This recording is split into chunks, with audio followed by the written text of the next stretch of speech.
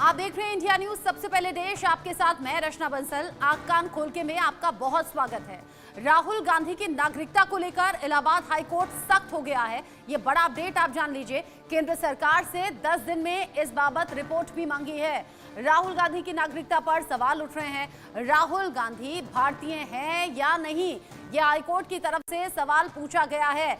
बड़ी खबर, बड़ा अपडेट। राहुल गांधी को लेकर पहले से ही विवाद छिड़ा हुआ है, क्योंकि अमेरिका के बोस्टन में जाकर उन्होंने देश में चुनाव आयोग पर सवाल उठा दिया, महाराष्ट्र चुनाव का जिक्र कर दिया। और इस बीच ये बड़ा अपडेट आप जानिए। राहुल गांधी की नागरिकता को लेकर हाईकोर्ट ने सवाल पूछा है। केंद्र सरकार से 10 दिन में रिपोर्ट मांगी गई है। राहुल गांधी की नागरिकता पर इलाहाबाद हाईकोर्ट सख्त है। केंद्र सरकार को अब 10 दिन में इस पूरे मामले को लेकर रिपोर्ट दाखिल करनी होगी। राहुल गांधी की नागरिकता पर सवाल उठाए गए हैं और सवाल उठाते हुए हाईकोर्ट ने भी पूछा है कि राहुल गांधी भारतीय हैं या फिर नहीं।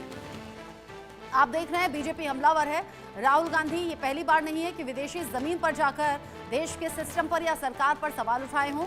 अब ऐसे में राहुल गांधी की नागरिकता को लेकर भी ये बड़ा अपडेट मिल रहा है। इलाहाबाद हाईकोर्ट ने ये पूछा है और कहा है कि केंद्र सरकार इस बाबत 10 दिन के भीतर रिपोर्ट दाखिल करे और ये बताए कि रिकॉर्ड्स क्या कहते हैं। क्या राहुल गांधी भारत के नागरिक हैं या फिर नहीं। अब केंद्र सरकार को इसका जवाब देना होगा। इलाहाबाद हाईकोर्ट ने सीधे तौर पर यह सवाल किया है कि ये क्लियर किया जाए, इस पर रिपोर्ट फाइल की जाए और वो भी 10 दिन के भीतर कि राहुल गांधी भारतीय हैं या फिर नहीं।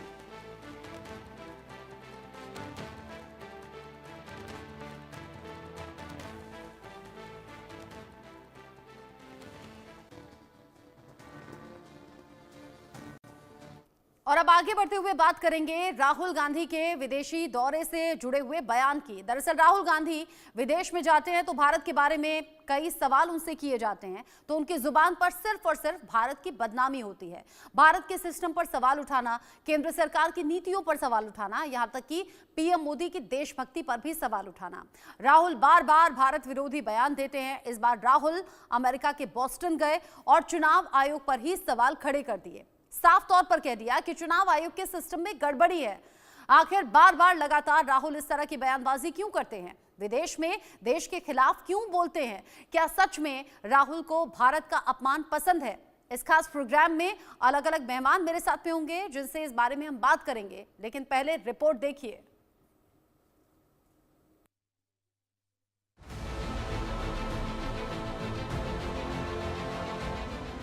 विदेश में जब भारत की बात हो, जब सवाल भारत से जुड़े हों, तो जाहिर है कोई भी अपने देश की बुराई नहीं करना चाहेगा। लेकिन कांग्रेस सांसद राहुल गांधी विदेश में जब भी भारत के बारे में बात करते हैं तो उनकी जुबान पर भारत की मुखालफत चढ़ जाती है। एक बार फिर राहुल गांधी विदेश गए और भारत के खिलाफ ही बयानबाजी करने लगे। जी हां, अमेरिका के बोस्टन पहुंचे राहुल गांधी ने इस बार महाराष्ट्र विधानसभा चुनाव पर सवाल उठाए। उन्होंने भारतीय प्रवासियों को संबोधित करते हुए कहा, यह पूरी तरह साफ है कि भारतीय चुनाव आयोग समझौता कर चुका है। इस सिस्टम में कुछ गड़बड़ी है। In simple terms, more people voted in the Maharashtra assembly elections than there are adults in Maharashtra. This is the fact.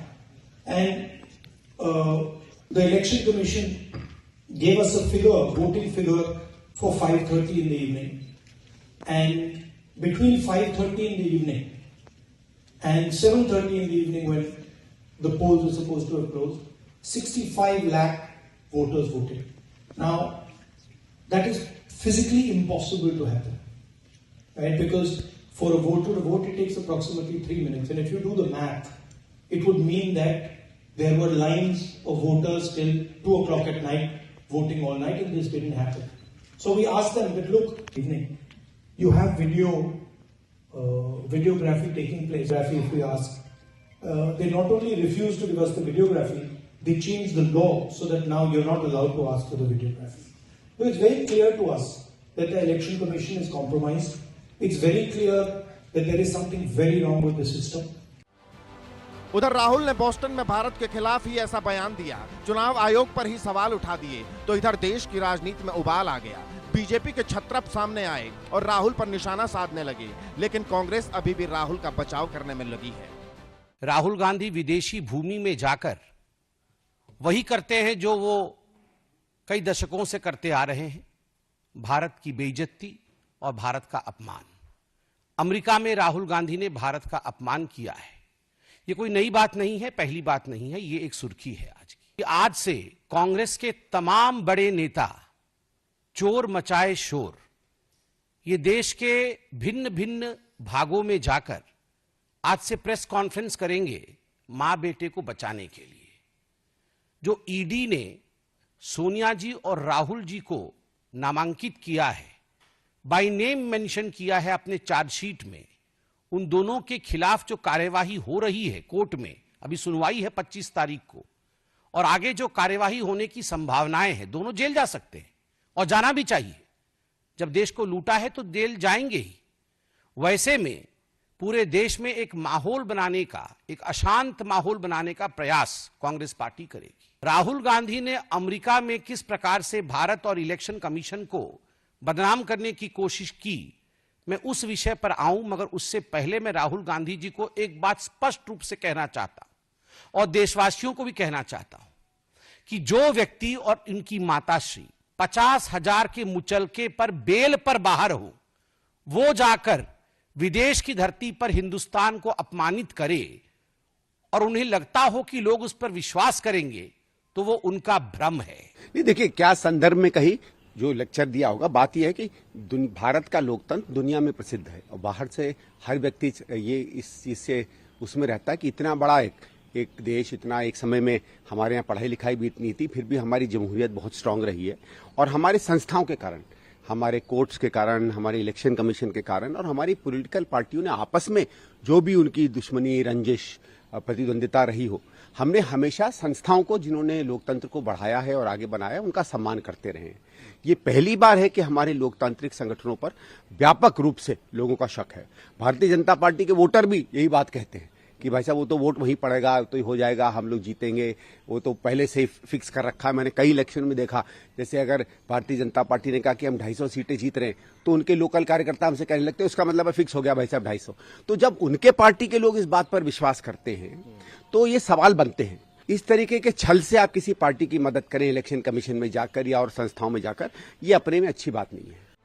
ऐसा पहली बार नहीं जब राहुल ने विदेश जाकर भारत के खिलाफ बयानबाजी दी हो, भारत की बदनामी की हो, भारत के सिस्टम पर सवाल उठाए हो। इससे पहले भी वो ये काम कर चुके हैं। साल 2024 यूरोपियन यूनियन में राहुल गांधी ने कहा भारत में फुल स्केल असॉल्ट हो रहा है। साल 2022 लंदन में राहुल गांधी ने कहा कि भारत की संस्थाएं परिजीवी बन गई हैं।